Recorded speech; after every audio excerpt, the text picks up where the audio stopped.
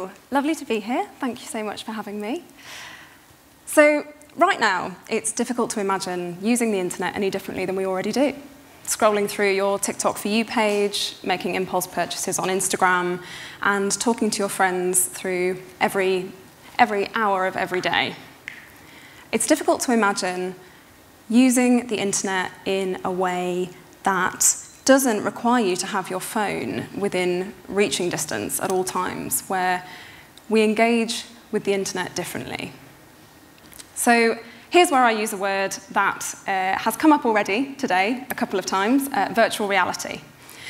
And when you first hear that, you might initially feel some skepticism. Perhaps you imagine people wearing bulky, awkward headsets, having spent so much time on the sofa that the cushions have bum-shaped indents in them.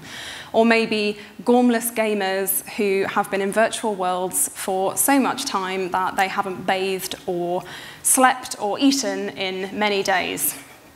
Whatever you're imagining, these people are alone, and they're using the virtual world to escape reality rather than build relationships. From this point of view, virtual reality can feel really weird and lonely, far lonelier than spending all day on your phone. So I'm here to offer an alternative view of the future. But first, I want to invite you back in time. Humans have always thrived on connection. We've evolved over millions of years to rely on it and to live in communities together rather than alone in the wilderness. And initially, that was for survival. And now we do it because being a human means being together. So alongside my work in VR, I'm also training as a circle facilitator. And for those who haven't come across circle facilitation before or circle work before, it's essentially the art of gathering people together and sharing stories, but importantly, listening in a really democratic and thoughtful way. And our role as facilitators is to guide that conversation and create a really safe environment for our participants. And circle work comes from a whole lineage across multiple generations of gathering communities together in order to transform societies. And in some ways, that same ancient drive for interpersonal connection is exactly what has led us to have the devices that we're so reliant on today, in the form of laptops and iPads and mobile phones. Perhaps, in some ways, these devices have kept us together. They've allowed us to stay in touch even when we were trapped inside our homes for months on end, regardless of where you were in the world. But in other ways, these devices have sort of brought us even further away from the things that are directly in front of us. So the irony is that these technical tools that are billed as these communication devices are the things that draw us away from the people who are immediately where we are. And the promise of VR and what will define the next generation of the internet and the current wave of the internet that we're moving through is a different, more immediate form of communication. We're already seeing the rapid development of wearable technology and new virtual spaces. And this era is still very new. A lot of the technology that we're going to be as reliant on and as comfortable with as we are with our mobile phones hasn't been developed yet. But even in these early stages, what we do know and what we are seeing is that engaging with VR doesn't mean you have to become a passive couch potato. Really, a lot of the relationships that you can build in VR and develop in VR feel as natural as they do in the physical world. So what do these relationships actually look and feel like? How many of you have experienced VR? How many of you have made avatars, walked around a virtual space? Okay, interesting. Not many of you. Okay, this is interesting. So for those of you who haven't, it might be quite a sort of strange thing to try and get your head around initially. But for those of you who have, you'll know that VR is uniquely immersive. Instead of engaging with the internet and with content through the physical barrier of your phone screen, you feel as though you're directly within it. and your mind struggles to differentiate between being present in the virtual world and being present in the physical world. Your awareness of your own body stays the same, but the environment around you changes. And what this means is VR has this unique capability to grab your attention and hold on to it. It's impossible to multitask in VR. I've tried. You can't do your food shop, scroll through Instagram, clear through your emails while you're in a VR experience. Once you're in, you're committed to it and you're immersed until you choose to take your headset off. And that is a really unique challenge for designers because their mission becomes to welcome you into the metaverse and to keep hold of your attention for the time that you're in there, much like I'm trying to do now.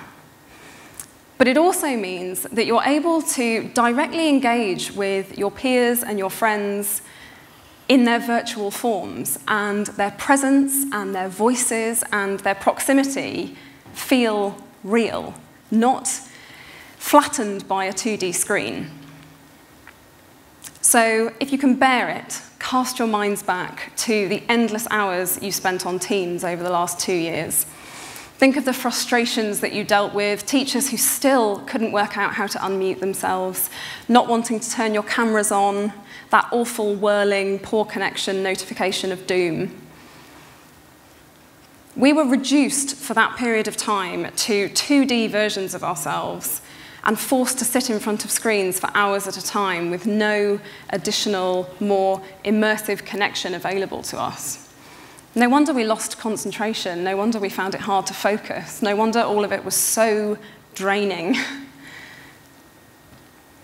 What VR promises to do is it's not just, a much better version of Teams or Zoom. What I'm inviting you to think of is that VR is a whole catalogue of settings where you can create deep and meaningful relationships with your peers, your colleagues, and yourself in a way that feels immediate and tangible. When we inhabit spaces that are considered and thoughtful and rich, we're able to have considered and thoughtful and rich conversations. Think about the last time you had a conversation that really resonated with you. Where were you? Around the dinner table, around a fire, on holiday, in a restaurant, at a party. When we feel safe and nourished and we're in a shared experience with a shared atmosphere, it enables us to open up in ways that we might not otherwise have been able to. And the promise of VR is that it can provide us with these collective experiences no matter where we find ourselves in the world. I'm constantly struck by the overlap of my work in VR and my circle work. Jean Bolan writes an incredible book called The Millionth Circle, which I highly recommend. And in that book, she says that she believes people don't place enough value on how much they're nurtured by whatever it is that completely absorbs them.